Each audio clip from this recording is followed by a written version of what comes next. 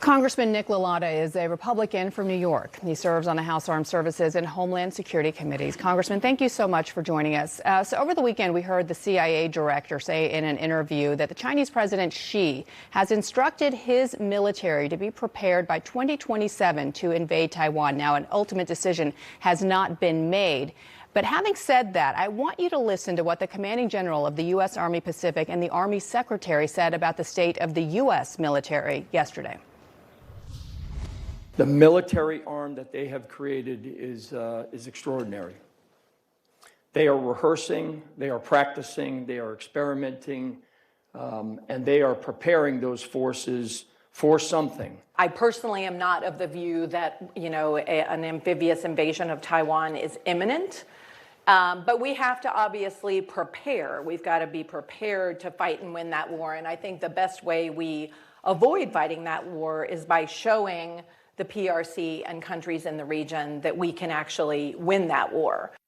So there you heard a bit of a description of where the military stands right now and where the U.S. military is. You served in the Pacific. You sit on the House Armed Services Committee. I'm just curious, from your perspective, is the U.S. military where it needs to be in order to be a strong enough deterrent to prevent China from invading Taiwan?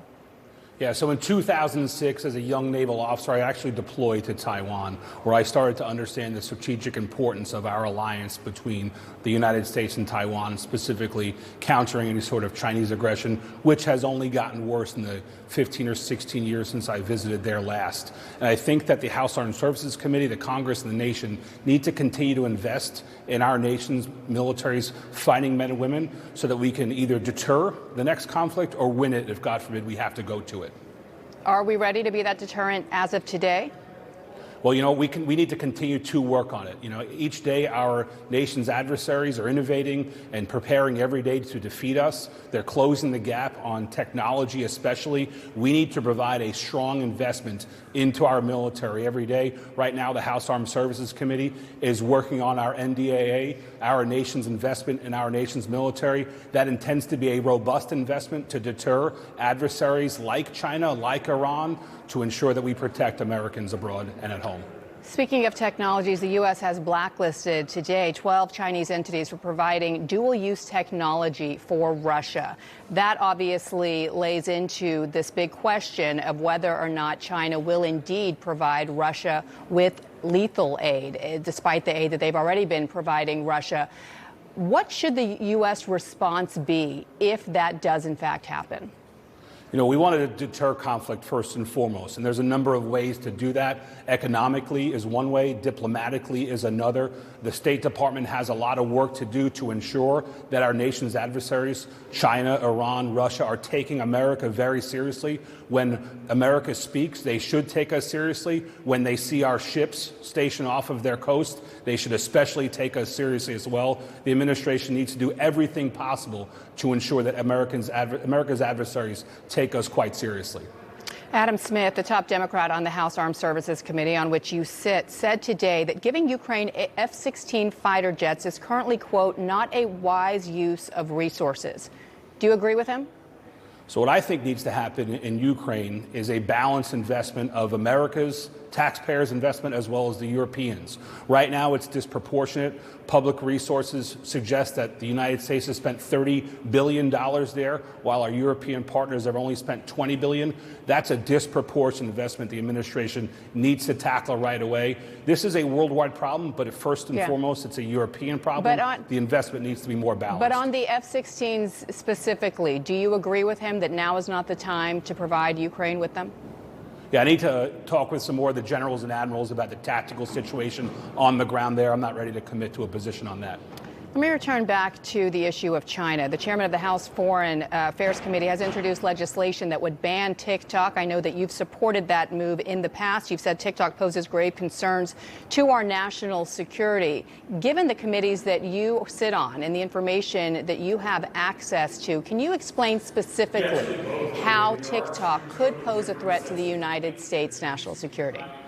Yeah, so we saw the Chinese spy balloon fly across the United States, and we know the Chinese are spying us overtly. They're also doing it covertly through technology. They're also gobbling up tracts of lands across our nation. We need to be vigilant. We need to be able to deter and dissuade and prevent the Chinese from being able to invade us in numerous different ways, invade our technology, to harm our sovereignty. TikTok is just the tip of the iceberg on what China is trying to do to prevent and disrupt our national security. But have you been made privy to what exactly it is they're trying to do?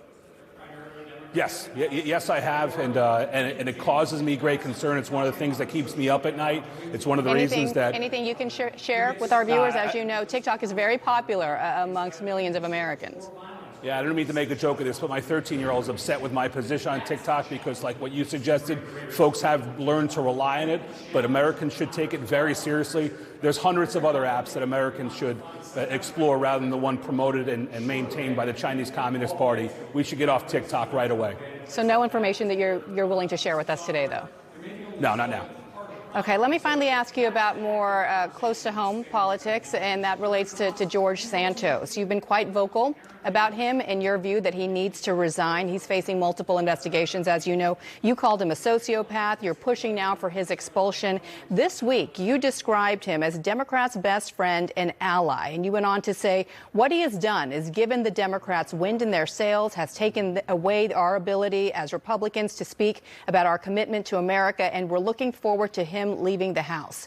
Why isn't Kevin McCarthy echoing the same call that you are?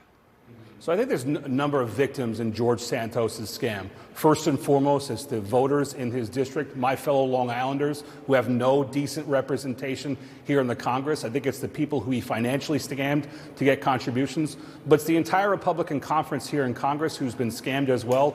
We don't get to come on programs and talk about our commitment to America. Instead, we're asked about this scam that he's pulled as well. Leadership has made strides in this. First and foremost, Anthony D'Esposito and I were the first two to come out against George Santos. Those numbers grew to all 5 Republican freshmen from Long Island. Now there are about 10 House Republicans who have publicly called for his resignation. A couple of weeks ago when I approached leadership, and a few of us, actually all 5 House Republican freshmen from Long Island, asked them to pay more attention to this. A couple days later, he was removed from committees. He said he did it voluntarily, but I credit leadership for being proactive and listening to us. I expect more of that going forward. Are you satisfied with leadership right now in that they're not calling for his removal? Well, if you look at what Democrats are doing right now, Democrats have sponsored a bill to remove him, and the 5 of us had said we would support that bill. But that bill only has 27 House Democrats supporting it. That's only 13% of the House Democrat Conference. I think the better question is, why aren't the Democrats unified to remove George Santos? And the answer is, they know he is a distraction, and I expect the ranks of Republicans to only grow the more time that goes by. All right, Congressman Nick LaLota, thank you for your time. Thank you.